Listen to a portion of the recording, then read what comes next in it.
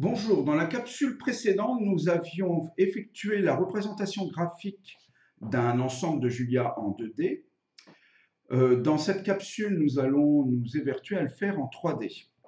Alors c'est un peu délicat parce que nous pouvons étendre la théorie de l'ensemble de Julia en dimension 4, à l'aide notamment des quaternions, mais en dimension 3, c'est impossible en fait. Donc on est obligé d'utiliser des astuces pour pouvoir le faire.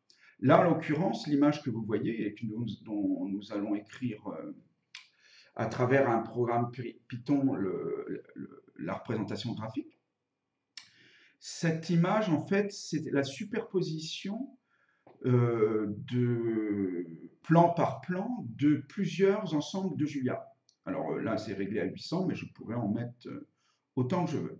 Bon, cette fois-ci, rendons-nous dans Spider pour pouvoir réaliser le travail que nous avons effectué.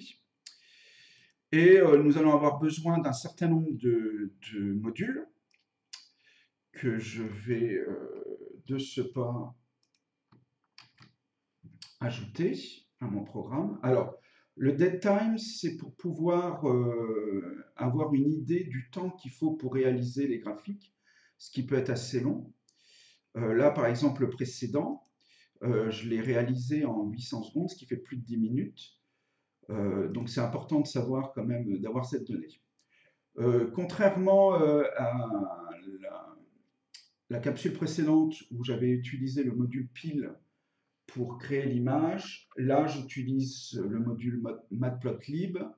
Je vais également utiliser le module NumPy et des sous-modules liés essentiellement au monde des nombres complexes et de la trigonométrie. Et le module CMAT qui va me permettre de manipuler la forme trigonométrique des nombres complexes. Alors, pour réaliser cet empilement de plans, on va avoir besoin d'un certain nombre de paramètres. Le premier d'entre eux, c'est un paramètre lié aux ensembles de Julia. Donc il y a le paramètre C, si vous vous souvenez bien. Mais là, en fait, on peut construire des ensembles de Julia, pas forcément en utilisant z au carré ici. Donc nous, on va construire un code là qui va permettre d'avoir des z au carré et des z au cube. Mais pour l'instant, on va faire tourner ce code avec la puissance égale 2. Alors j'ai besoin également d'avoir le nombre d'itérations polynomiales. Plus le nombre est élevé et plus le temps pour réaliser ce graphique va être long. J'ai besoin de paramètres liés à la 3D, à la sensation de 3D. Donc je vais avoir un paramètre de transparence et un de profondeur. Et enfin, pour l'instant, j'ai besoin de savoir combien de plans vont se superposer. Et donc, ça sera 800 dans le cas de cet exemple. Ensuite, je crée une fonction qui va permettre d'attribuer des couleurs à chacun des pixels. Je ne rentre pas forcément dans le détail d'attribution des couleurs, hein. Vous pouvez modifier, c'est quand même très subjectif tout ça, vous pouvez modifier les formules pour modifier les couleurs. Et le paramètre indice sera déterminé un petit peu plus tard. Alors je vais écrire, puisque l'info me semble intéressante, je vais écrire le nombre de points que va comporter l'ensemble de Julia 3D. Alors attendez, pour plus de clarté, voilà, je vais mettre ça là. Donc le nombre de points, c'est bien ordre fois maxiter moins 1. Là, si on regarde l'exemple que j'avais fait tourner précédemment, donc là, il y a 141 millions de points. Pareil, information assez intéressante à avoir. Ensuite, je vais me servir d'un tableau NumPy pour, pour chacun des points. Alors ça va être un tableau de nombres complexes. Alors, dans un premier temps, j'initialise ce tableau, NumPy, avec la fonction empty. Je précise le type, c'est un type complexe. Ensuite, j'attribue les dimensions du tableau. Voilà, donc maxitaire et nombre point. Et enfin, j'initialise ce tableau en nombre complexe, 0 plus 0i, 0. Voilà. On va effacer, alors on est sous Matplotlib, on va effacer la fenêtre graphique, le cas échéant, et puis donc, on paramètre notre tableau de telle sorte. Alors, je peux vous montrer ce que ça donne au début. Voilà. Alors là, ça devrait aller relativement vite à cette étape. Voilà, alors là, ça me donne le nombre de points que je vais avoir, parce que là, je n'ai pas encore construit mes points, et donc l'initialisation de la fenêtre avec les paramètres que nous avons choisis. Ensuite, là, c'est le gros du boulot. On va remplir le tableau Z. Alors bon, je ne vais pas passer beaucoup de temps à vous expliquer ce qui se passe.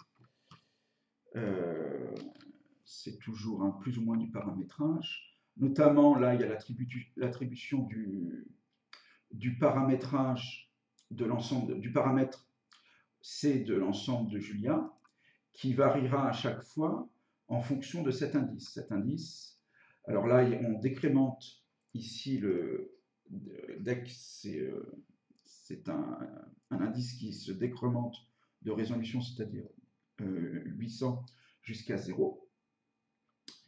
Et puis jusqu'à 1 probablement, sinon là, il va y avoir une erreur mathématique. Et donc cet indice va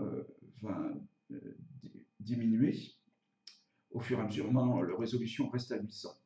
C'est le deck, il va diminuer au fur et à mesure, cet indice. Et donc tous les valeurs des tableaux ici vont dépendre de cet indice, puisque en fait de lui dépend le C par exemple. Voilà. Vous voyez ici, là, si l'ordre est égal à 2, on effectue cette attribution-là. Et si l'ordre est égal à 3, ça donnera ce résultat. Ce sera de cette façon qu'on remplira le tableau. Pardon. Ensuite, là, il y a le réglage autour de l'affichage 3D. Alors, est-ce que l'incrémentation, ça a l'air d'aller. Voilà, bon là c'est pareil. Donc on fait varier, on a deux autres paramètres en fait, qui nous permettent des variations autour d'un axe vertical. Et donc il y a le point de fuite et l'angle. Bon, je vous invite à modifier ces valeurs-là, les valeurs initiales là, qui sont à 0, pour comprendre ce qui se passe. Ici, on prépare notre graphique. Et enfin, je vais déterminer, alors on sort de la boucle cette fois-ci, on va préciser, j'ai dû remettre, je vois pas trop ce que j'ai fait là, alors attendez, je rectifie, j'ai dû réécrire des choses, oui, c'était pas ça que je voulais, c'était juste donner l'échelle de mon graphique. Et enfin, je vais sauvegarder cette figure et indiquer le temps qu'il me faut pour la générer. Voilà, je vais lancer. Alors, lorsque l'ordre est égal à 2, ça va relativement vite, vous allez voir. Alors, il va falloir qu'on patiente quand même un tout petit peu.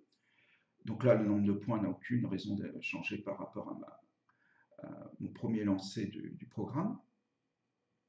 Donc là, normalement, ça dure à peu près 14 secondes pour l'ordre 2, et puis pour tous les paramètres que j'ai choisis. Et voilà, donc ça donne cette figure-là. Et si qui est très belle, et si je passe l'ordre à 3, bah, ça va me donner une autre figure fatalement, que je ne vais pas lancer en direct, mais voici ce que ça donne.